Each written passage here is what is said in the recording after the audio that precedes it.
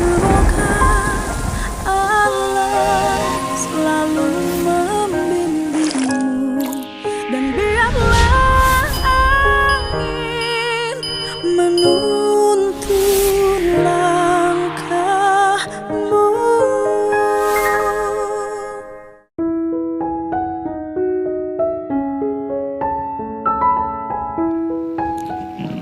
Kepada saudara ahli, kami ingin mendengarkan keterangan ahli tentang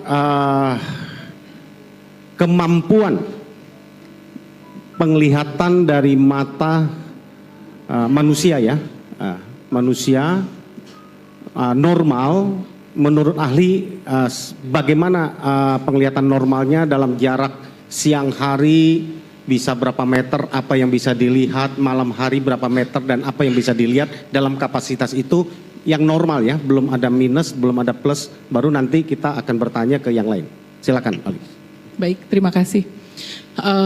Saya terangkan untuk penglihatan mata normal, seseorang itu bisa melihat yang paling kecil itu adalah cahaya. Cahaya itu bisa dilihat kalau dalam keilmuan itu dalam jarak tak terhingga kalau cahaya. Sehingga kalau saya ilustrasikan, misalkan kita ada di bawah gunung, kita misalnya melihat ada rumah di atas, kita bisa melihat itu cahaya. Ya, untuk penglihatan minimal seperti itu. Kemudian kalau dalam pemeriksaan mata, dalam sehari-hari kita ada namanya tajam penglihatan, kemampuan penglihatan seseorang. Yang biasa kalau kita periksa itu pada jarak 6 meter. Dalam jarak 6 meter itu kita coba untuk apakah dia bisa melihat huruf yang terbesar dalam satu tes penglihatan. Ya. Kalau dalam 6 meter itu dia tidak bisa melihat penglihatan, baru kita ada namanya hitung jari. Jadi finger counting. Finger counting itu kita mulai dari 6 meter, 5 meter, 4 meter sampai 1 meter. Dia bisa menghitung jari atau tidak. Kalau tidak bisa menghitung jari, kita adanya lambaian tangan. Itu bisa dilihat kalau orang lambaian tangan itu dalam jarak 1/300 meter. Itu dalam penglihatan mata yang normal ya. Jadi tidak ada gangguan penglihatan, ada minus atau silindris atau yang lain. Karena kalau mata yang tidak normal itu harus dikoreksi dengan kita coba dengan kacamata. Atau ada gangguan, misalnya ada gangguan saraf mata itu yang tidak bisa dikoreksi pakai kacamata, itu dia tidak bisa melihat. Yang normal seperti Ali, itu. kami ingin bertanya, itu tadi di siang hari ya? Siang hari. Siang hari artinya bukan siang hari, dengan penerangan yang iya, cukup ya? Ya, syarat untuk kita menguji penglihatan itu adalah, itu tadi kita ditesnya dasarnya adalah hitam putih dengan penerangan yang cukup. Ada ukurannya berapa desibel gitu, seperti itu. Kalau penerangannya tidak mencukupi, maka jarak yang normal tadi yang maksimum 6 meter dapat membaca itu berkurang? Berkurang. Karena sampai sejauh mana berkurangnya? Pastinya sih tidak ini ya, karena kita memang ada kemampuan mata kita melihat terang dan gelap, sehingga kalau kita pada masuk ke dalam kondisi yang gelap, kita kan ada namanya adaptasi ya, adaptasi gelap, kita bisa melihat bayang-bayang, tapi hanya jarak dekat saja. 1 meter, 2 meter masih terlihat, kalau agak remang-remang gitu? Iya, kalau 1-2 meter, kalau remang-remang 2 meter. 2 meter ya? Kurang lebih ya. Itu benda yang sebesar apa ukurannya? Setengah meter, 1 meter, atau sekian puluh senti ada ukuran? Enggak ada ukurannya, ya? tidak ada. Oke. Ahli, kalau mempengaruhi tadi kan katanya, kalau tadi kan dalam keadaan mata normal. Ya. Kalau minus, dia menambah penglihatan jauh atau malah sebaliknya? Ya. Kalau minus itu dia tidak bisa untuk penglihatan yang jauh. Dia hanya bisa penglihatan dekat. Oke. Ya, kalau jadi, plus? Kalau plus ada 2. Kalau plus orang tua itu dia tidak bisa untuk melihat atau membaca, umumnya pada usia 40 tahun ke atas. Tapi kalau ada yang plus seperti itu, dia biasanya buram untuk penglihatan dekat dan penglihatan jauh. Kalau seorang pemuda di bawah usia 30 tahun, apakah mungkin plus? Plus mungkin, plus yang bukan. Penyebabnya? Biasanya bawaan, atau kondisi bola mata. Jadi kalau mata minus tuh umumnya panjang bola mata lebih dari yang normal. Oke. Seperti itu. Oke. Ya. Ahli, kita ingin bertanya, kalau ada seorang manusia, seandainya ya, seseorang ya di dalam pukul 21 sampai 22 malam hari dengan penerangan yang kurang, ya, dia berdiri di outdoor, kira-kira kalau dia melihat orang lewat, motor yang lewat, atau orang yang lagi duduk-duduk dari kejauhan, berapa jauh dia bisa melihat? Ya, baik. Jadi kemarin saya juga mencari apakah untuk kita lihat ada namanya face recognition. Ya, face recognition itu artinya kita melihat seseorang atau mengenali seseorang. Umumnya yang dilihat oleh mata manusia itu adalah dilihat bagaimana matanya, hidungnya, kemudian bibirnya, itu wajah, face recognition. Ya, dari jurnal-jurnal disebutkan untuk face recognition itu biasanya mata manusia dalam penerangan yang cukup itu bisa melihat pada jarak sekitar 10 sampai 15 meter. Ya. Lebih jauh dari itu, jadi misalnya ada 30, 40, 50, kita mungkin hanya melihat sosok seseorang. Jadi ada bentuk, misalnya ada manusia di sana, tapi tidak bisa mengenali wajah. Karena untuk face recognition itu umumnya kita bisa melihat dalam jarak 10 sampai 15 meter. Tapi kalau lebih dari itu kita hanya melihat ada sosok orang tapi tidak bisa mengenali siapakah itu. Karena kalau kita mengenali seseorang kan kita lihat wajah ya. Dari yang 3 itu tadi ya, dari jurnal disebutkan kita mengetahui seseorang meskipun kita nggak kenal tapi kita lihat matanya, hidungnya, mulutnya, jadi kita bisa mengambil, itulah face recognition. Jadi dapat ahli simpulkan bahwa dalam keadaan penerangan yang terbatas, seseorang kalau di outdoor melihat entah itu benda bergerak, orang yang lagi duduk dengan orang ya dewasa, itu maksimum 15 meter ya. Kurang lebih lah. Kurang lebih ya. Melihat kalau lebih dari 15 meter apa yang terjadi? Hanya kita melihat sosoknya saja. Jadi misalnya kita lihat seseorang berdiri, oh itu ada orang, tapi kita tidak bisa mengenali atau melihat wajahnya siapa sih, seperti itu gitu ya. Jadi hanya ada orang di sebelah sana, tapi kita nggak tahu. Mungkin kalau dalam jarak katakan 50 meter, ya 50 meter apalagi lebih ya. Nah, kalau 50 meter mungkin nggak seseorang bisa melihat aktivitas sekelompok orang dari kejauhan dengan cahaya yang kurang ya, lihat aktivitasnya sedang apa, melakukan apa, mungkin tidak menurut ahli? Tidak jelas ya, tidak terlihat. Tidak terlihat ya. Maksudnya apa yang dilakukan di situ tidak jelas terlihat.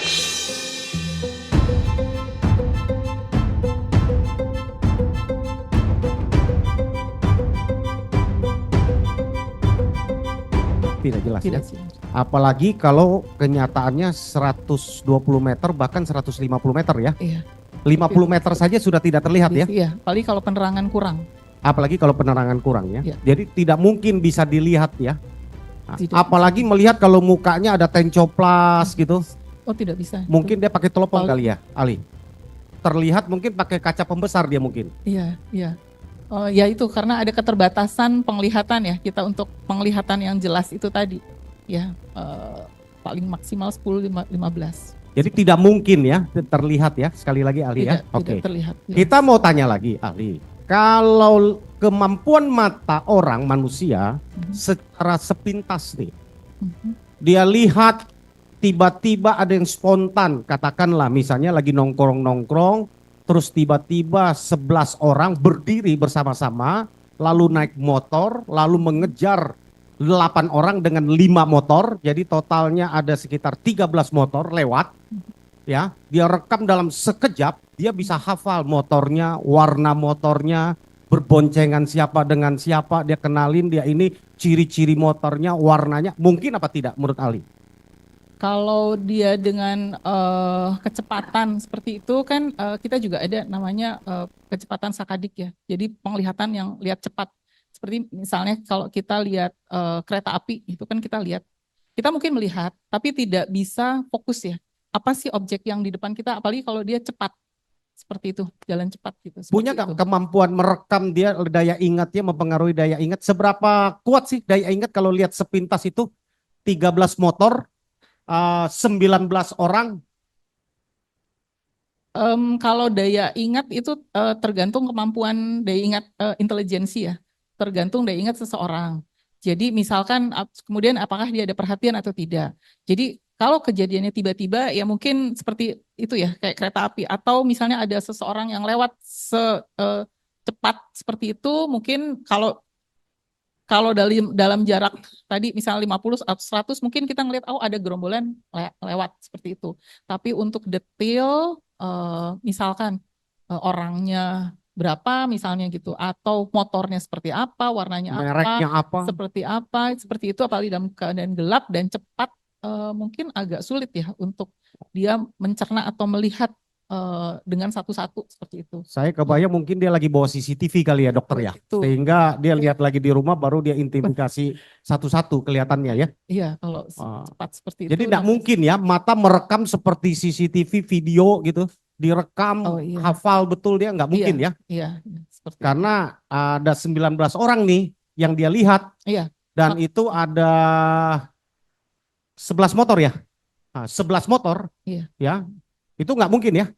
Nggak mungkin kalau satu-satu ya. Jadi kan mungkin yang dilihat adalah ada segerombolan orang dengan naik motor seperti itu lewat. Dia melihat ada segerombolan orang lewat. Mungkin dia bisa lihat yang saya bilang tadi. Tapi kalau satu-satu, misalnya oh ini warnanya apa, orangnya bagaimana. Karena kan kalau satu gerombolan itu banyak ya.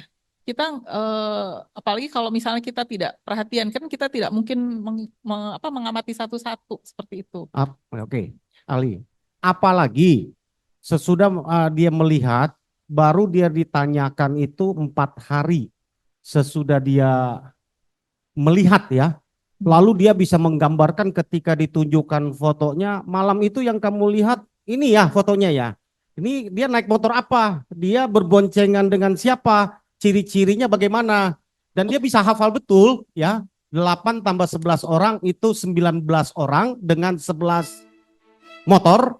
Ciri-ciri motor yang dibawanya warnanya ini yang dinaikin. Yang bawa bambu ini, yang bawa batu ini, yang melakukan menusuk pakai pisau si A, si B. Dia mungkin nggak menurut ahli itu dilakukan? Dalam jarak seperti itu, Ya. yang tadi 50 sampai 50 itu agak sulit ya.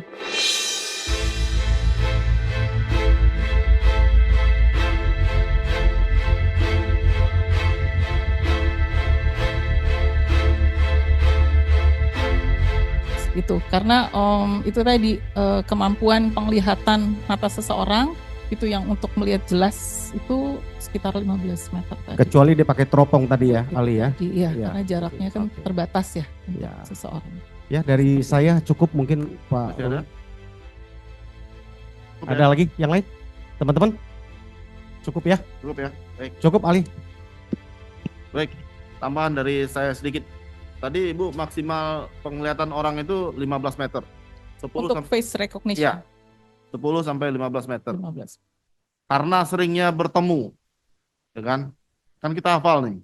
Face apa tapi tadi katanya? Mengenali wajah. Mengenali wajah dari mulut, hidung dan mata. Iya. Dengan seringnya ketemu, pasti secara otomatis otak kita akan merekam. Iya. Ya kan? Iya. Akan merekam. Bisa enggak itu secara seringnya bertemu, intensitas kita bertemu itu lebih dari 15 meter masih bisa nggak kita mengenali? Oh ini adalah si Beni, ini adalah si Adu, ini adalah si Mona. Bisa nggak seperti itu? Kemarin kita juga coba untuk melihat 15. Biasanya kalau kita tidak mengenali pun, kalau kita mengenali sama saja sih. Karena yang kita itu bukan hafal, tapi kita melihat Mm-mm. gitu. Jadi bukan menghafal. Mungkin kalau kita menghafal, kita mengetahui gerak-gerik tubuhnya, bentuk tubuhnya, eh, eh, gambaran yang biasa digunakan gitu. Mungkin kita bisa melihat. Tapi untuk kita memastikan gitu, si itu adalah si A, si B gitu, rasanya kalau Tidak bisa juga. tidak bisa juga Walaupun untuk kita dengan melihat. seringnya bertemu gitu. Iya, jadi kita bisa melihat hanya sosoknya saja. Jadi, Ya. oh itu ada orang gitu. Jadi kalau melihat ciri-cirinya, oh itu misalnya Ibu A gitu. Oh dia pakai kerudung kurang lebih, atau Bapak B. Oh dia bentuknya misalnya lebih gemuk gitu ya. Tapi kita kan hanya mengira-ngira ya. Tapi untuk melihat, oh itu ada orang gemuk. Saya kira misalnya Bapak B. Pas ngedeketin, oh ternyata bukan Bapak B. Itu bentuknya saja yang mirip. Seperti itu, karena kita untuk memastikan kan ya itu tadi kita harus melihat wajah. Berarti sesuai dengan saudari ahli terangkan tadi ya, Iya. bahwa bisa memberikan gambarannya aja itu adalah apa namanya eh, seseorang gitu. Cuma untuk memastikannya itu tidak memungkinkan Tidak di jarak memungkinkan. yang 50 meter, 50. 20 meter itu nggak mungkin ya, 50. nggak mungkin ya. Iya. Di siang hari bisa Sama siang hari. sama. Kita Siang sama malam itu nggak ada bedanya kalau menurut Anda? lebih malam itu kan karena penerangan kurang, pasti penglihatannya lebih kurang lagi. Lebih sulit untuk Lebih sulit memastikan lagi. lagi. Iya. Kebetulan kemarin kami di Rumah Sakit Mata Cicendo kita juga sering karena kita punya murid itu kita ada beberapa penelitian seperti itu. Jadi yang optimal itu untuk penglihatan buat kita mengenali sekitar 15 meter. Seperti itu. Itu untuk benda tetap ya. Kalau benda yang bergerak, kalau menurut ahli tadi, Iya, itu hanya memberikan lebih susah. gambarannya aja ya. Gambarannya saja. Umpamanya terlihat segerombolan Iya. atau apa namanya terlihat bahwa kereta yang lewat itu. Iya, seperti Cuma itu. hanya sampai segitu aja. Iya, objeknya yang sampai jelas gitu agak Karena sulit. menurut saudari ahli tadi, kita melihatnya tidak akan bisa fokus karena benda itu kan bergerak Iya, kan. bergerak. Silakan kalau dari termohon ada pertanyaan kepada ahli ini. Silakan, Pak. Cukup ya. Baik. Dari para pemohon nggak tahu ya mengenai ahli ini ya. Cukup ya. Terima kasih Ibu atas pendapatnya yang sudah menghadiri persidangan kali ini. Terima kasih Bu, pemeriksaan sudah selesai, bisa ke belakang atau boleh pulang. Terima kasih. Terima kasih Bu.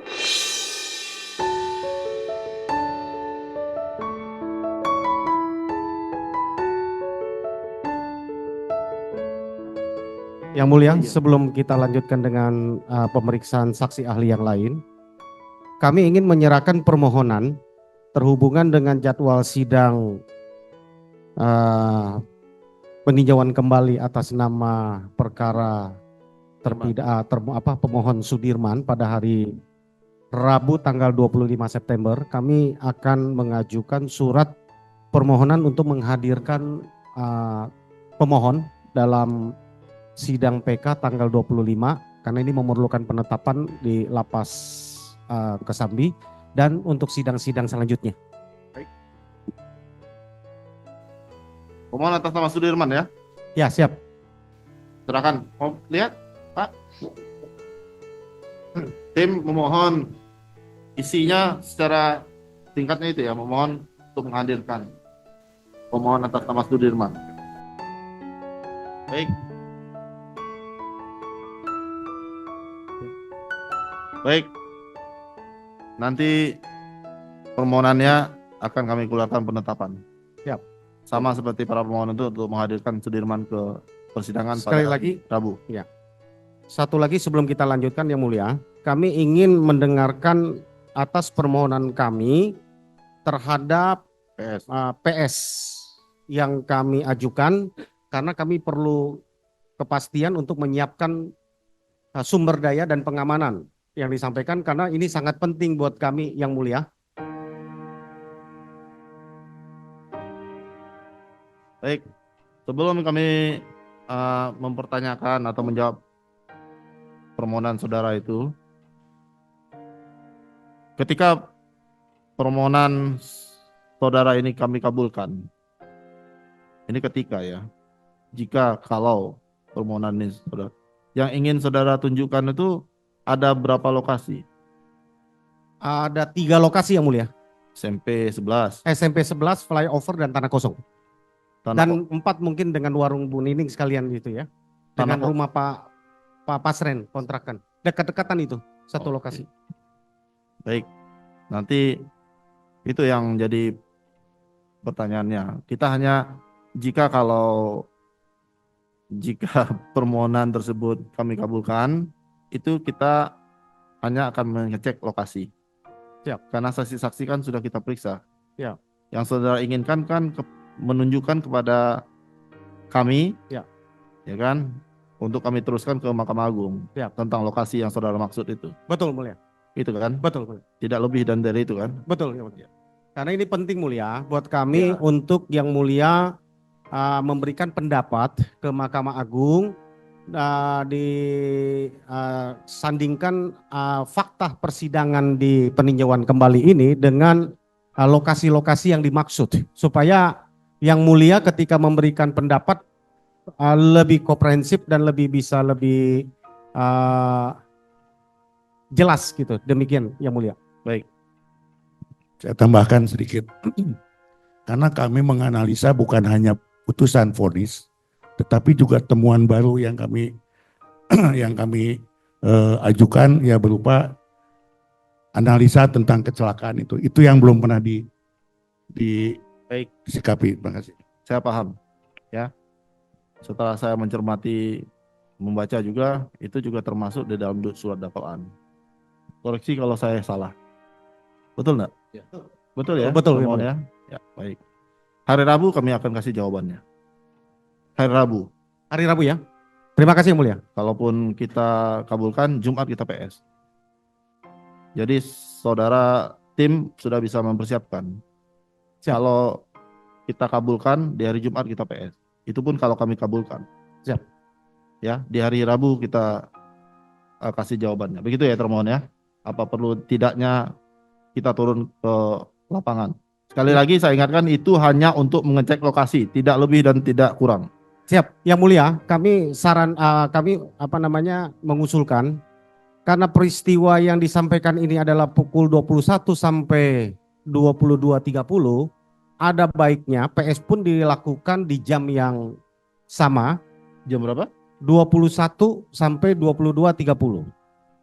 Untuk lebih objektif kita dalam menentukan dengan penerangan yang sudah baik pun kondisinya begitu kira-kira. Karena kami sudah berkali-kali mengadakan cek ke lokasi, tidak jauh berbeda, hanya penerangannya dan lebih ramai sekarang. Hanya itu saja. Ya, kalau untuk malam, karena perkara ini kan kita hanya akan mengirimkan ke Mahkamah Agung, biarlah Mahkamah Agung akan menilai. Yang penting kita kan turun ke sana baik pagi maupun hari. Kan sudah kita dengar ahli dari mata tadi yang telah menyimpulkan dalam pendapatnya. Ya, kalaupun kita kabulkan di pagi hari. Siap yang mulia.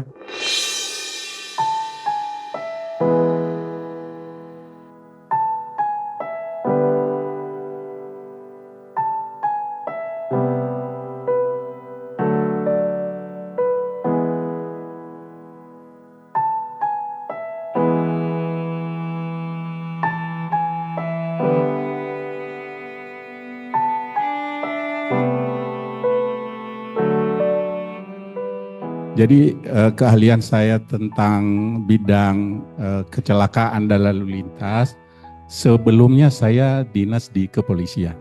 Saya pernah pada bulan September tahun 2022. Selama dinas selama 36 tahun, 18 tahun saya dinas di bagian kecelakaan lalu lintas. Dan di sana saya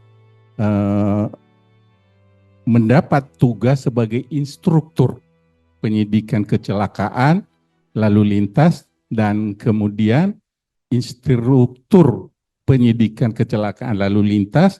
Saya juga memiliki sertifikat sebagai penyidik kecelakaan lalu lintas dan juga sebagai asesor penyidik. pada mulanya sertifikasi yang dikeluarkan oleh BNSP, Badan Nasional Sertifikasi Profesi, adalah hanya khusus mengasesi penyidik kecelakaan lalu lintas, tapi pada upgrade terakhir tahun 2021, sertifikasi yang dikeluarkan oleh Badan Nasional Sertifikasi Profesi itu kepada saya yang berlaku sampai tahun 2024 ini bisa mengasesi semua bidang tugas penyidik. Dan itu yang menjadi keahlian saya secara khusus di bidang lalu lintas, ditambah dengan pendidikan umum ya sebagai penyandang gelar doktor ilmu hukum dan juga sebagai pengajar sejak tahun 2009 di Universitas Bhayangkara dan Universitas Jayabaya, kemudian Sekolah Tinggi Ilmu Hukum Pelopor Bangsa. Sampai saat ini saya berstatus sebagai pengajar dan selain sebagai dosen tetap, saya juga menjabat sebagai wakil ketua STIAP Pelopor Bangsa. Demikian. Terima kasih saudara ahli. Mendengarnya saja saya sudah sangat yakin bahwa saudara ahli ini mempunyai keahlian dan pakar. Terima kasih. Boleh dibilang di dalam penyidikan kecelakaan lalu lintas dan persoalan kecelakaan lalu lintas khususnya. Selain sebagai praktisi mantan anggota polisi, ahli ada juga mempunyai sertifikasi di dalam bidang yang akan kami minta keterangannya pada hari ini. Iya. Baik, saudara ahli, kita langsung saja kepada pertanyaan. Iya. Bisakah saudara ahli menjelaskan kepada kami kalau ada satu peristiwa kecelakaan, apakah perlu ada laporan polisi atau polisi bisa langsung menyelidiki? Itu yang pertama. Jadi ketika ada peristiwa kecelakaan lalu lintas, itu bisa jadi ditemukan langsung oleh petugas kepolisian, baik itu petugas kepolisian umum atau mungkin petugas kepolisian bidang kecelakaan lalu lintas langsung yang sedang melaksanakan patroli. Nah, kedua awalnya diketahui terjadi peristiwa kecelakaan lalu lintas ini wajib dibuatkan laporan polisi. Oleh siapa? Oleh yang menangani, oleh bidang yang menangani proses hukum peristiwa kecelakaan lalu lintas. Demikian. Oke, supaya memperjelas ya ahli ya. Ya. Kalau ditemukan masyarakat umum ada satu peristiwa kecelakaan, maka masyarakat itu yang melaporkan membuat LP atau polisi yang membuat LP. Iya. Jadi yang membuat laporan polisi adalah petugas kepolisian berdasarkan laporan dari masyarakat yang melihat, mendengar atau mengalami peristiwa kecelakaan lalu lintas. Demikian. Itu wajib ya untuk dibuat LP-nya ya, laporan polisinya ya? Wajib setelah informasinya diyakini benar ada peristiwa kecelakaan lalu lintas. Demikian. Jadi LP-nya A atau B form ininya, modelnya? Nah, pengertian A atau B itu adalah kalau ditemukan langsung oleh petugas kecelakaan lalu lintas, yaitu modelnya namanya model A. Tapi kalau berdasarkan laporan dari masyarakat, itu menggunakan model B. Walaupun yang membuat laporan anggota polisi? Betul, karena memang kewenangan membuat laporan polisi adalah anggota Kepolisian Negara Republik Indonesia. Demikian. Oke, saya lanjut. Sesudah menerima atau menerima informasi dari masyarakat, lalu membuat laporan polisi, apa yang dilakukan polisi yang menerima laporan? Ya, sebelum membuat laporan polisi, bila berdasarkan laporan masyarakat, maka mendatangi TKP dulu. Ya, mendatangi tempat kejadian perkara dulu. Sesampai di tempat kejadian perkara, melakukan namanya TPTKP, tindakan pertama di tempat kejadian perkara. itu tugasnya adalah mengamankan tempat kejadian perkara supaya tidak berubah dari keadaan sebenarnya setelah posisi akhir terjadi peristiwa kecelakaan lalu lintas tersebut. Nah, bila ini didatangi atau ditemui pertama oleh polisi umumnya bukan bidang menangani proses kecelakaan lalu lintas itu, tugasnya hanya sebatas TP-TKP tadi, mengamankan. Untuk olah TKP ditunggu petugas yang memang membidangi proses hukum terhadap peristiwa kecelakaan lalu lintas tersebut. Nah, kalau tadi berdasarkan laporan kepada kepolisian umum, maka polisi yang umumnya datang tempat kejadian perkara itu wajib mengamankan dulu. Nah, pengertian mengamankan ini hal yang prioritas adalah memeriksa apakah ada korban yang masih perlu bantuan untuk perawatan supaya tidak mengalami kondisi yang lebih fatal, maka dia bisa memfoto dulu posisinya, menandai ya posisinya, baru memindahkan dan membawa korban tersebut ke tempat rumah sakit terdekat. Tetapi kalau tidak ada yang darurat perlu pertolongan segera, ya, korban yang ada di tempat kejadian, maka harus menunggu petugas khusus yang membidangi proses hukum kecelakaan lalu lintas tersebut. Nah, baru nanti mereka lah yang melakukan olah TKP, yang dalam olah TKP itu membuat sketsa tentang posisi, ya, posisi akhir, posisi sebelumnya, posisi saat terjadi benturan, dan posisi terakhir. Itu harus jelas dalam sketsa TKP. Kalau itu nggak jelas, maka sketsa TKP itu nggak bunyi, tidak bisa digunakan sebagaimana mestinya untuk mendukung pembuktian proses hukum selanjutnya. Kemudian yang paling penting lagi, dalam sketsa TKP itu dicantumkan siapa saksinya, siapa yang mengetahui peristiwa itu. Di situ dicantumkan namanya dan dia tanda tangan bahwa benar sesuai dengan yang dia lihat. Gitu. Jadi tugas ya baik yang melakukan TP-TKP maupun olah TKP harus mencari saksi fakta yang melihat kronologis terjadinya peristiwa kecelakaan tersebut, karena di tempat kejadian kecelakaan lalu lintas itu pengalaman dan pengetahuan saya sebagai ahli hukum proses kecelakaan lalu lintas bisa 60 bahkan 80% fakta tempat kejadian perkara itu menjadi kesimpulan peristiwanya apa, siapa yang bertanggung jawab, patut dipersangkakan pasal berapa, itu diawali dari olah TKP. Demikian.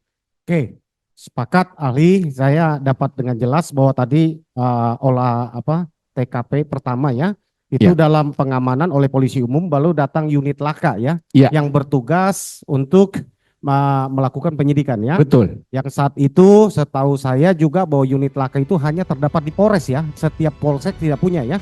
Tidak punya. Hanya di Polres ya, Iya. unit laka ya. Polres, Oke. Polda.